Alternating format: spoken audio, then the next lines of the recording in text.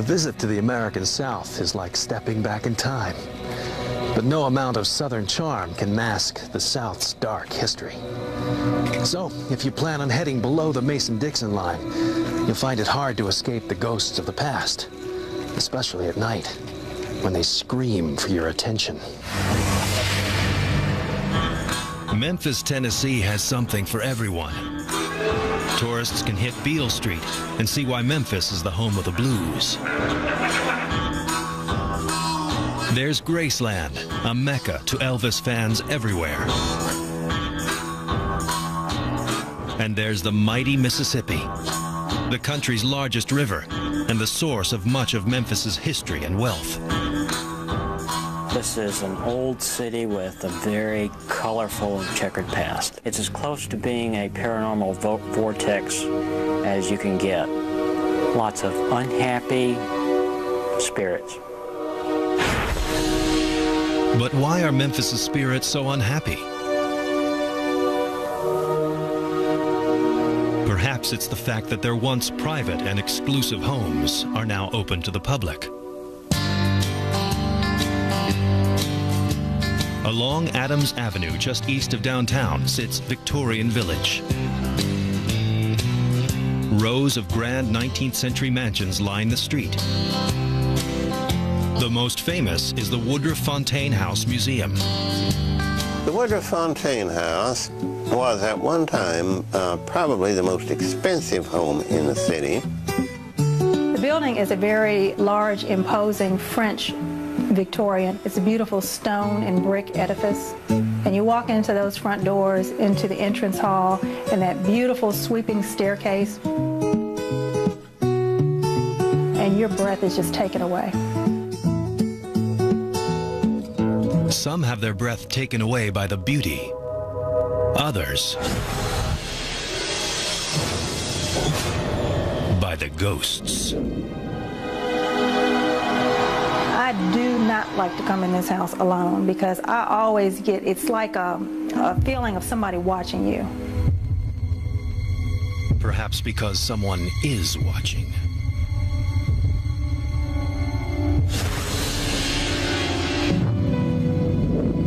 Some say it's the ghost of Molly Woodruff, whose young child and husband both died while she was living at the house. Staff say her grieving spirit remains to haunt employees and tourists who visit her historic home.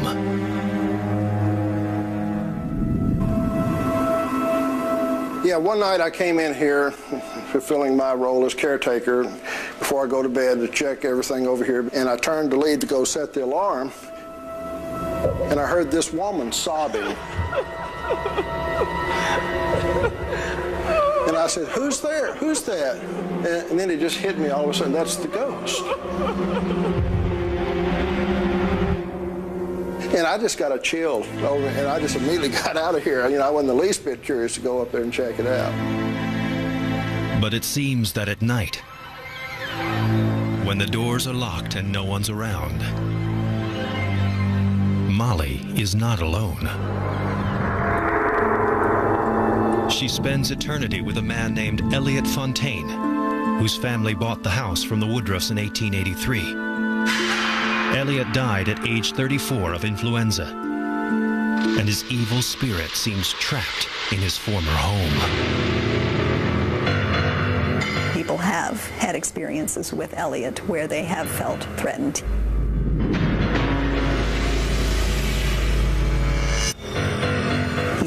He pushed one of our directors down the stairs. One of the other docents came over and told me, well, Betsy had to go to the hospital because she fell down the stairs. It was not until afterwards that I learned she had actually been pushed down the stairs, and she felt very strongly that it was Elliot. It seems the proud spirit of Elliot doesn't want anyone trespassing in his former home, as the home's current caretaker found out late one night. I had just come down these steps and pulled the door behind me. I get up to that door to open it back, it's bolted behind me. And here I stand, just with chills running over me, knowing it's the ghost that's locked the door behind me, because there's no one in the house. In life, Molly and Elliot, these two pillars of high society, epitomized Southern charm and hospitality. Perhaps they've lost their manners in death. Just like the ghosts at another Memphis tourist attraction. It's the National Ornamental Metal Museum. And little do visitors know that this quirky tourist locale is sitting on death and disease. Its mission is to preserve, promote, protect decorative metalwork. In addition to the exhibits in the museum, we have several pieces of sculpture on the ground. And then our studio is also open to the public. We have people from all over the world that come here to visit. Before it was a tourist attraction, locals say the museum was the site of a 19th century hospital. This particular location was written up back in the 19th century as the most malaria-ridden place in the United States.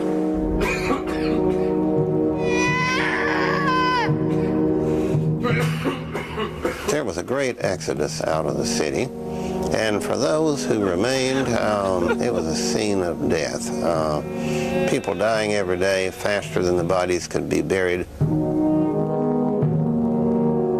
So many residents either died or fled that Memphis was no longer even considered a city. The following year, Memphis disappeared as a city, gave up its charter, and existed only as a taxing district of the state of Tennessee. Today, Memphis is a thriving metropolis. But it seems its ghosts still linger at the spot where they died.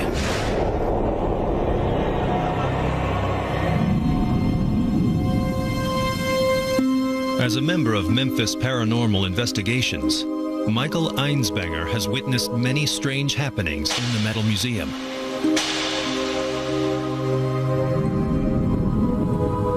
We've been there several times and never have been disappointed. It's incredibly active.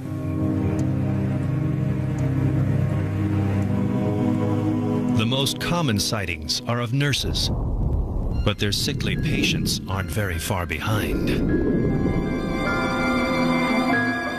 They look like they're dated back to the mid to late 1800s, and that would probably mean they were yellow fever victims. From historic homes to museums filled with the dead, Memphis is full of things that go bump in the night. It's a city where the sounds of the blues and moans of the ghosts fill the night sky. Because in Memphis, it's not just the living who sing the blues. Coming up, even the deep woods of the Appalachia can't bury the secrets of a gruesome murder. I would say that this would be a pretty good place to murder someone if you didn't want anyone else to ever find out about it. But first, in a Savannah hotel, a light-hearted seance turns terrifying. I'm on fire. I have a very changed opinion of it now. The worst kind of nightmares aren't the ones that happen in your subconscious. They're the ones that happen while you're awake.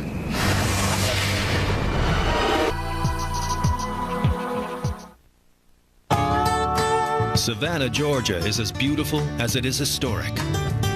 In fact, its historic district is just 2.5 square miles, but boasts over 1,600 restored structures, the largest such district in the country. With so much history brought back to life, the dead are bound to return as well. Savannah is one of the most haunted cities in America, and it's because of the amount of death that happened on this bit of high ground that we're standing on right now. It sounds crazy, but this stuff really happens here. And when I came here 14 years ago, I did not believe this stuff, you know, but seeing is believing. From fevers to fires, battles to burial grounds, Savannah's soil is littered with the bones of the past. Just about anywhere you dig in the historic district, you're going to find human remains. Most who visit have no idea that they're walking in death's footsteps. We are walking with the dead right now. I hope these Girl Scouts don't mind the fact that you're walking on top of dead people right now. We really do.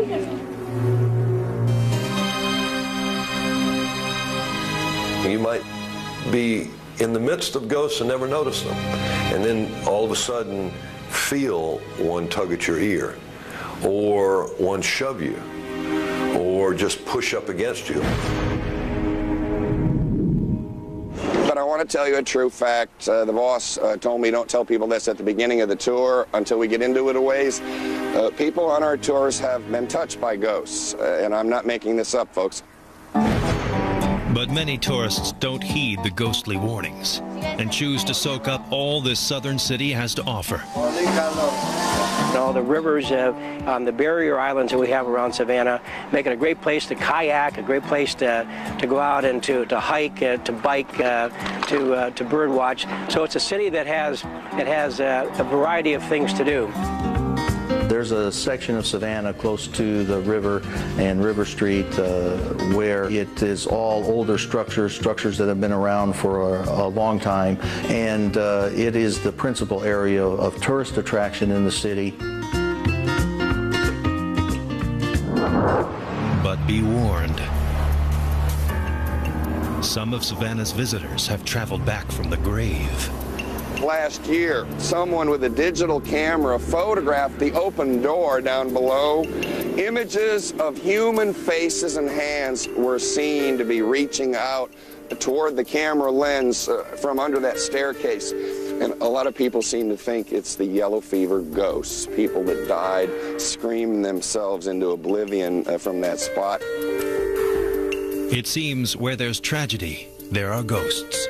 And in Savannah, there are plenty of both. When you least expect it, you will see a ghost. I saw the curtain move. Did you see that one? I saw the curtain move. I saw the curtain. There's nobody in that house, I guarantee you. If you saw anything, you saw a ghost, folks. At the historic Isaiah Davenport House Museum, many believe a ghostly girl enjoys toying with the living. The window just, like, I don't know, it moved, and none of the other windows moved, and the blinds were moving, and it was just something I've never seen in my life. It makes me want to go back over there and stand and just wait and watch to actually see that little girl in the white dress, but... There's another spot in Savannah that if you look long enough, you're bound to see a ghost. It's the 1790 Inn. I just took off running down the hallway, and I did not stop. I went full speed until I got down to the office, and at which point I was completely out of breath and very pale. But the charming inn's ghostly status hasn't tainted its reputation for Southern hospitality and romance. It's very gracious Southern hospitality. It's very old world, very charming, and very comfortable. We really liked it. Well, 1790 is a beautiful federal raised clapboard, and it's Savannah's oldest operating inn. There are 14 romantic rooms upstairs. Our rooms have fireplaces in them. They're very romantic settings with wine available in the rooms. The four-poster beds. Some rooms have skylights. So we get the people who are looking for the kind of English inn experience. But some who stay at the 1790 get much more than what they paid for.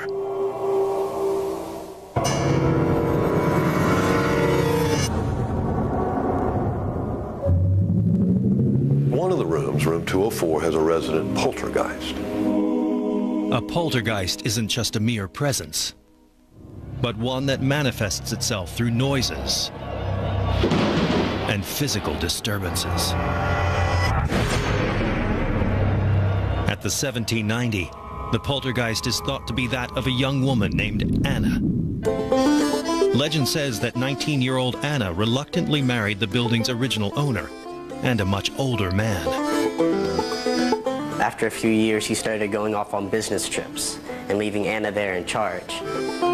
While her husband was away, Anna fell in love with a young sailor. Soon, her husband found out about their love. The sailor was banished from Anna's life forever, having devastating consequences.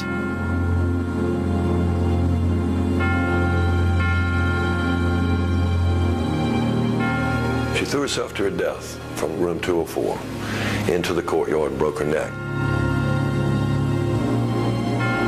Since then, Anna's spirit has been with 1790. And she's revealed herself in terrifying ways. There was a couple guests that were renting room 204, which is Anna's room, and they, in the middle of the night, woke up, ran downstairs in their pajamas, called for a cab and left and sent for their stuff in the morning. But what could have happened that night? Perhaps a hotel employee found out. Going up the second floor, I went to take the turn, and it's like I get this feeling like somebody is watching me. As I went to turn down this hallway, I got the most intense chill I've ever had in my entire life. It felt like every single hair in my entire body was standing on end. I was almost kind of frozen there for a second. The hotel's poltergeist didn't stop there. And it's like somebody lifted me up by my elbows, just kind of put their hands underneath my elbows and just lifted me up. I looked down and both of my feet were about 1.5 feet off the ground, at which point I just kind of took off running.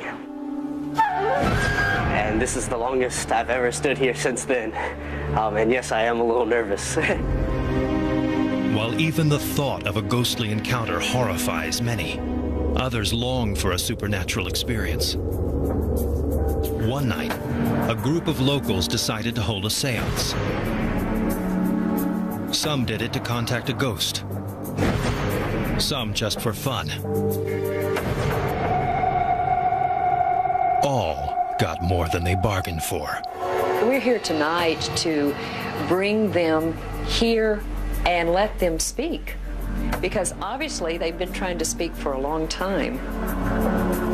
It's been so long, in fact, the ghosts wasted no time. We ask that this seance be opened in love and in light. Just a few moments into the seance, the lights went out. And oftentimes Spirit will say there's too much light, so they were actually turning off the light so they could materialize. After 5 minutes of darkness, the lights went back on. An investigation found no explanation. The seance continued. I love playing, and I love to do the things. It's like I'm on fire. Yeah, feel like you're on fire? I'm really hot. I feel like I'm on fire. My head's wet. We just ask that Spirit to communicate through you. There's nothing to be frightened of. I can't. You can't. I can't do it. Is it making you? No, I feel like I'm about to fall down. I understand. Is he okay with his heart rate? Okay. After just a few hours at the 1790 Inn, this group of former skeptics became believers. When I went into the seance tonight, it was, I was very skeptical.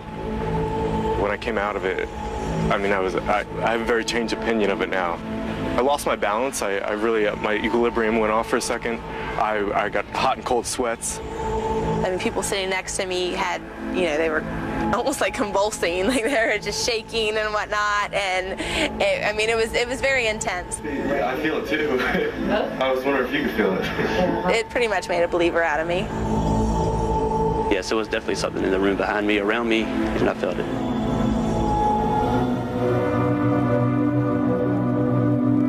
Could it have been the spirit of the inn's most prolific ghost?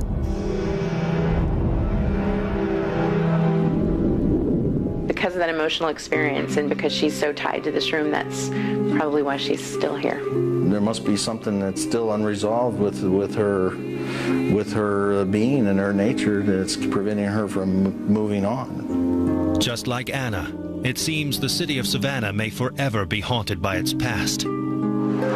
But visitors can take some comfort in one fact. and they can't hurt you. No ghost has ever hurt anybody. Now, they have scared people, probably to death, but a ghost can't hurt you.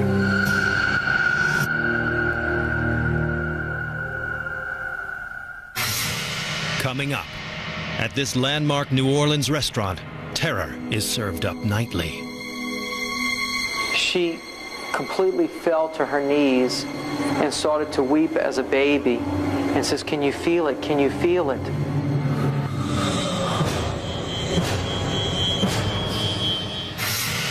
And next, there's more to hunting ghosts in the South than meets the eye. It almost looks misty, too.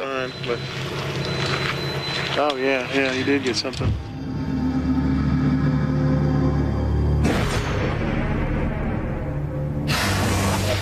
Don't make any sudden moves. The city of Asheville, North Carolina, and the surrounding Blue Ridge Mountains are quickly becoming one of North Carolina's most popular tourist destinations. Quite a few people are coming because of the whitewater and the rock climbing. The Blue Ridge Parkway just for the views. But while Southern charm abounds in this bustling town, a few miles up the nearby mountain, there are secrets that are far from charming. This mountain definitely does have an enchanting feeling about it. As soon as you cross onto the property, there's something here that is difficult to put into words, really. There are rumors that Bigfoot roams these woods. We've found footprints before that are not stereotypical of a bear track.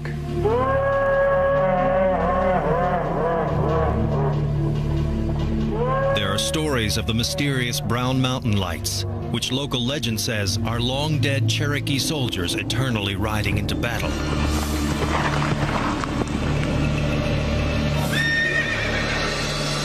I've got like 6 or 8 of them all lined up across here, folks. Yeah. Unbelievable. See them all? Wow. Yeah. Oh, man. Just last night, our team saw a small light out in the middle of the woods.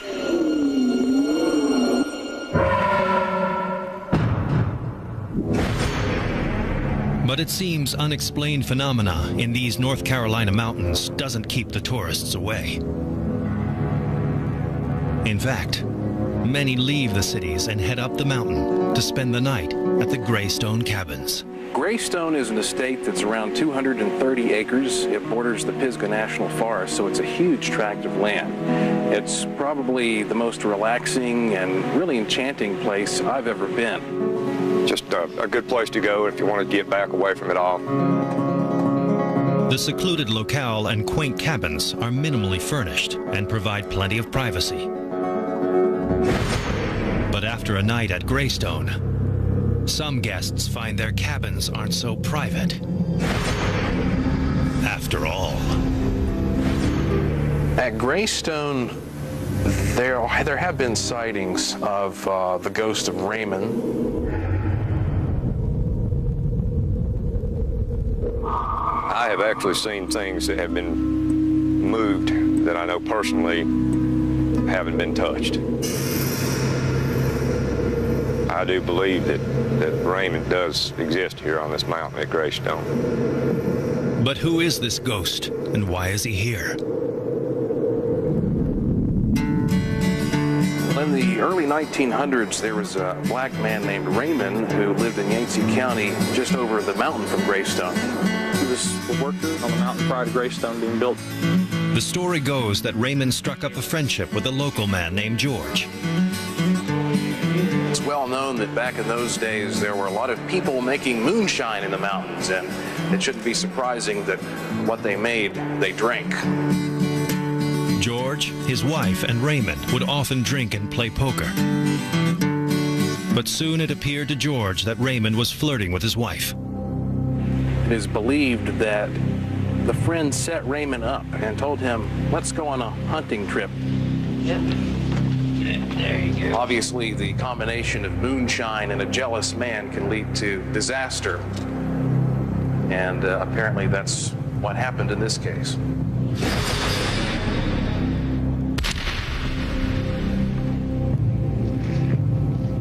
shot, and he was buried up there on the mountain someplace. I would say that this would be a pretty good place to murder someone if you didn't want anyone else to ever find out about it.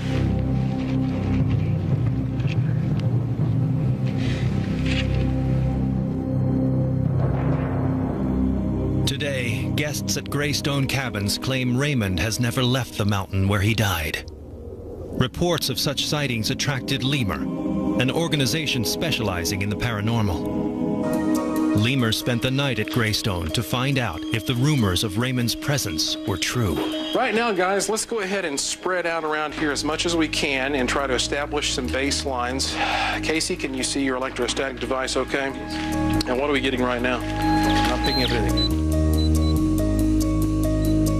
I am picking up something in this area. I'm having trouble trying to figure out what it might be. Yes, we just got a substantial surge in the radio microwave range. Those types of anomalies are the things that we're most interested in because we find them frequently occurring at places where paranormal activity is reported. The team moves outside to see if they can detect anything else. Okay, now it looks like I've got something that time. Very faint. It almost looks misty, too. Oh, yeah, you did get something. Could the Lemur team have made contact with Raymond's ghost? It's possible that we might find we indeed have documented some of these things that people have described as ghostly encounters. So whether you stay at Greystone or just take a drive through these North Carolina mountains, the spirits and mysteries that still linger from the past just might join you on your journey. The feeling of somebody watching over you. It's just like someone is there behind you or behind a tree or near to you. You find certain places like that where there is a diversity of phenomena reported, and it's really strange. In fact, the whole mountain is a rather enchanting place. It feels quite mysterious. Later, the ancient curse of voodoo lingers over this southern city. Now, the worst thing you could get is a little black coffin or a little black wreath. This means you're going to die in 3 weeks. But first, some come for the southern cooking, others for the ghosts at this New Orleans establishment. People have heard and know of the haunted stories, the haunted history, the Red Room.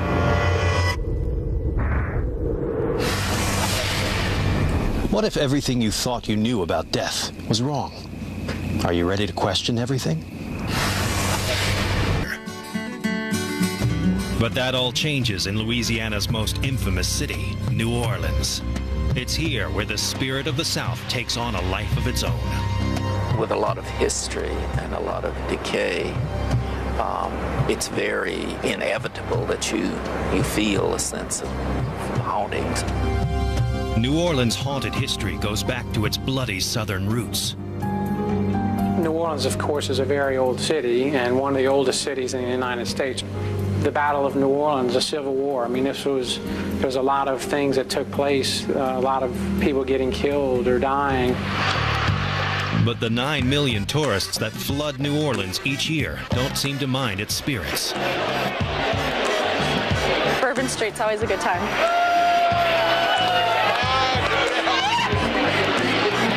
Music all over the place. But partiers who believe they can escape New Orleans spirits with some aspirin and a glass of water are sorely mistaken. This city's painful past refuses to die. Today, the popular French Quarter district is brimming with hotels where tourists can spend a restful night after a long day of sightseeing. But can they really? Locals say these hotels are littered with otherworldly guests who have no use for room keys. One of these is the Grand Hotel Monteleone, where the staff has had encounters with the ghost of a young boy who eternally reaches out to the living.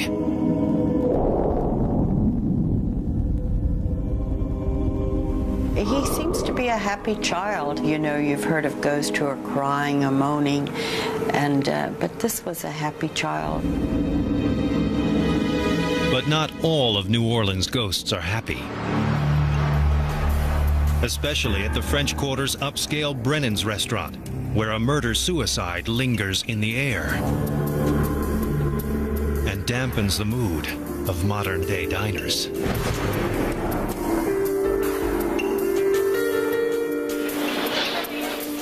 Brennan's restaurant was opened on Bourbon Street in 1946 by an Irishman who dreamt of serving the best in Creole cooking. He succeeded, and its world-famous cuisine has made it a New Orleans staple.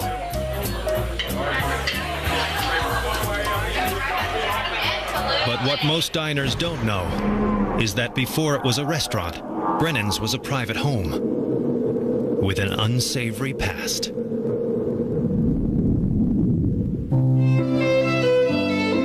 Mr. LaFleur was a very affluent businessman here in New Orleans and lived in this building around the turn of the century. But in the early 1800s, he was coming into some financial troubles, so it was a very severe situation.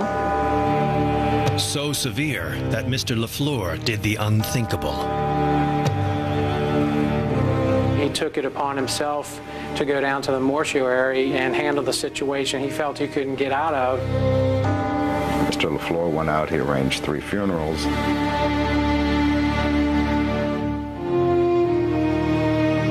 Came home, killed the wife, killed his son.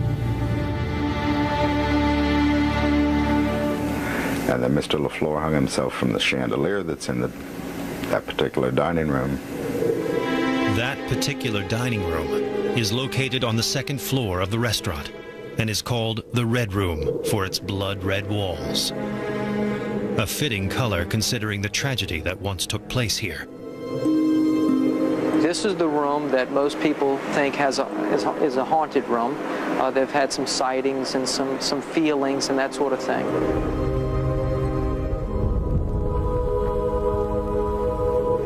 People have heard and know of the haunted stories, the haunted history, the Red Room. They want to come see the Red Room. But one visitor to the Red Room found the color of the wall wasn't the only reminder of its tragic past. One lady walked in and wanted to see the haunted room, so I brought this nice lady upstairs and we went into the Red Room. And as we got in there, she completely fell to her knees and started to weep as a baby and says, "Can you feel it? Can you feel it?"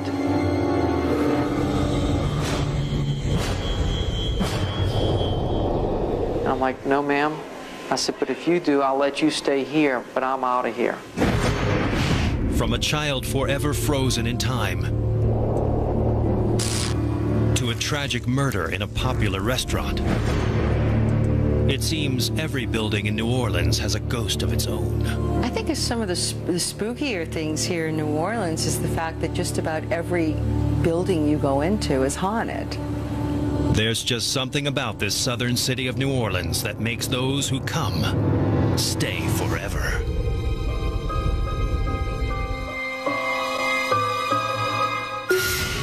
Coming up, go beyond the myth and discover the truth of the voodoo religion. Snakes coming out of people's stomachs, people skinning black cats with their teeth. I don't believe for one instance that these things went on. Wait and see for yourself.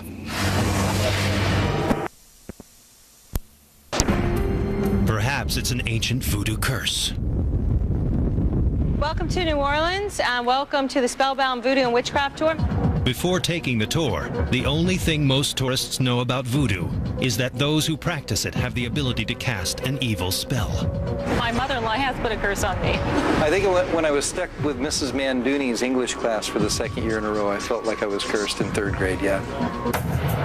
But evil spirits were not the intention of voodoo's famed priestess, Marie Laveau, who is credited with bringing voodoo to the New Orleans masses in the mid-1800s. Today, tourists visit her grave, where they learn that the powers of voodoo are really meant to help. You make that X with red brick dust. You close your eyes, you put your hand over that X, and you show Marie Laveau in pictures exactly what it is that you want, and then you knock 3 times on the tomb. You kick 3 times at the base of the tomb, and then you scratch, like a chicken scratch, 3 times with your foot in front of the tomb. Not all tourists believe in Marie's power from beyond the grave, but they still make a wish, just in case. I don't believe in any of that, of course, but I don't want to take any chances. Dow 11,000, Marie. NASDAQ 4,000. Very good. Voodoo practitioners today insist Marie Laveau possessed great power. But to some, her most notable achievement was stopping the execution of an innocent man. There was someone scheduled to be publicly hung coming up that week, and she said, "You better not have this hanging publicly, and if you do, you don't even want to know what's going to happen." They went on, they made the scaffolding, got the rope ready, and biggest storm anyone had ever seen started brewing. The sky turned dark, black, not just gray, but black, they say. And that whole scaffolding was shaking around, that rope was swinging, and Marie Laveau just sat there smiling. Records show the mysterious Marie Laveau died in 1881. But today in New Orleans, her legacy lives on, and voodoo and Marie are one and the same. New Orleans is the spirit of Marie Laveau, the spirit of voodoo that protects this city. You feel the minute you get out of your car, the minute you get off the plane, it's worth the trip just to feel that presence of spirit. Some come to this haunted southern city to feel the presence. Others to communicate with it. Communication with the spirits is a lot easier than people think. People think that you have to do some special thing in order to do this, but in the voodoo traditions, we believe that spirit world is not somewhere way far away. It's actually parallel to our world. Could voodoo and beliefs explain why so many ghosts roam New Orleans streets?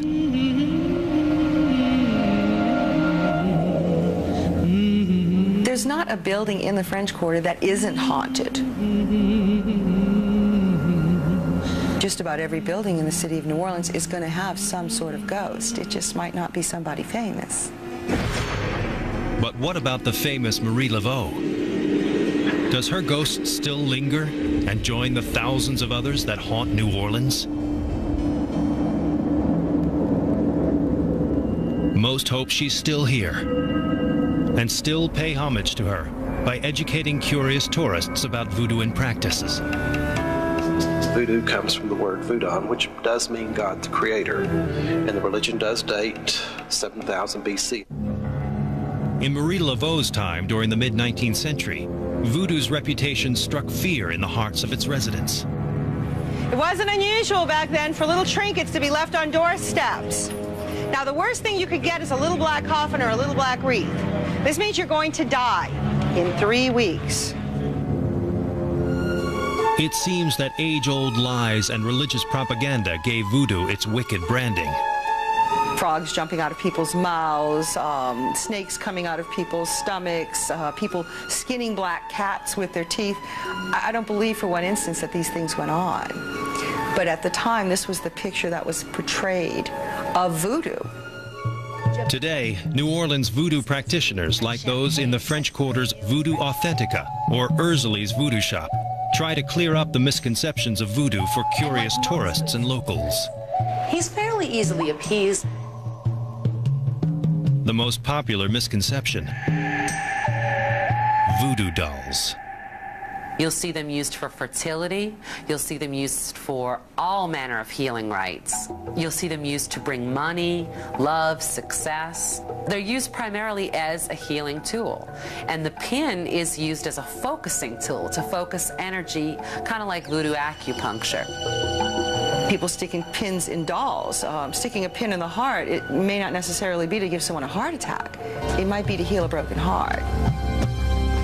Whether it's the power of voodoo, the ghost of Marie Laveau, or the richness of this southern city, All who set foot in New Orleans can't help but leave under its bewitching spell. From the banks of the Mississippi to the mountains of North Carolina, the South can be a spooky place. Because with trees draped in Spanish moss, land drenched in the blood of its past, and people swelling with Southern hospitality and tradition, a good ghost story is never hard to find. Tourists visiting the South don't have to look far for a little hospitality. But be forewarned, on your next trip, hospitality might turn haunted, and the South won't seem so charming after all.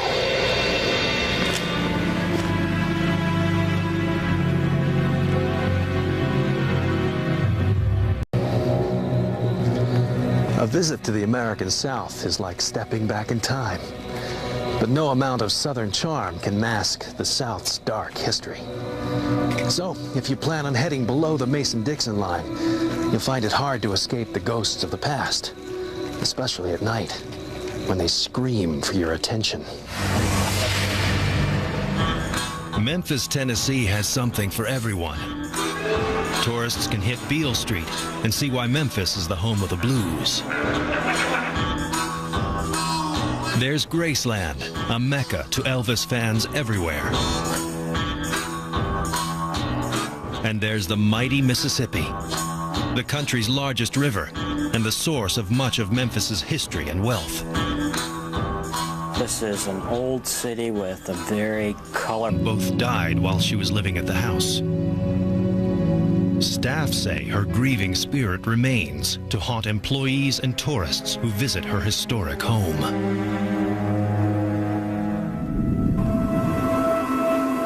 Yeah, one night I came in here fulfilling my role as caretaker before I go to bed to check everything over here, and I turned to leave to go set the alarm, and I heard this woman sobbing.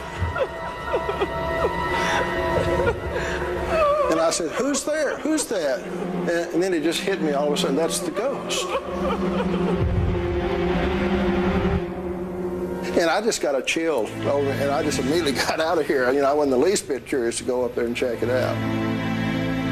But it seems that at night, when the doors are locked and no one's around, imposing French Victorian. It's a beautiful stone and brick edifice. And you walk into those front doors, into the entrance hall, and that beautiful sweeping staircase, and your breath is just taken away. some have their breath taken away by the beauty. Others by the ghosts. I do not like to come in this house alone because I always get, it's like a feeling of somebody watching you. Perhaps because someone is watching.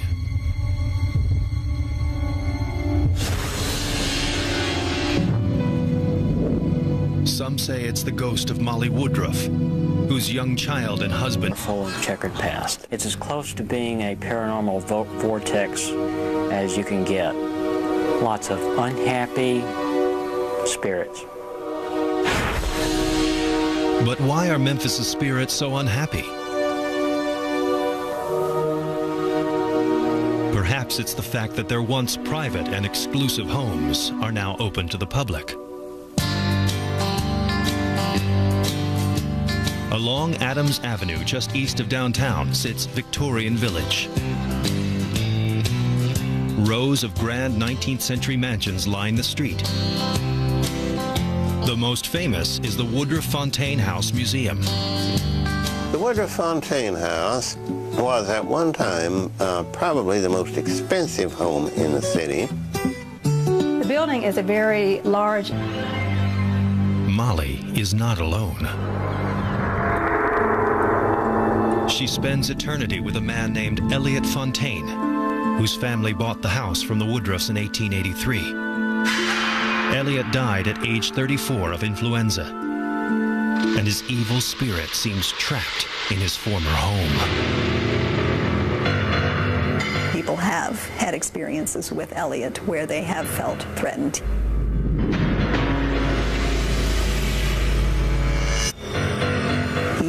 He pushed one of our directors down the stairs.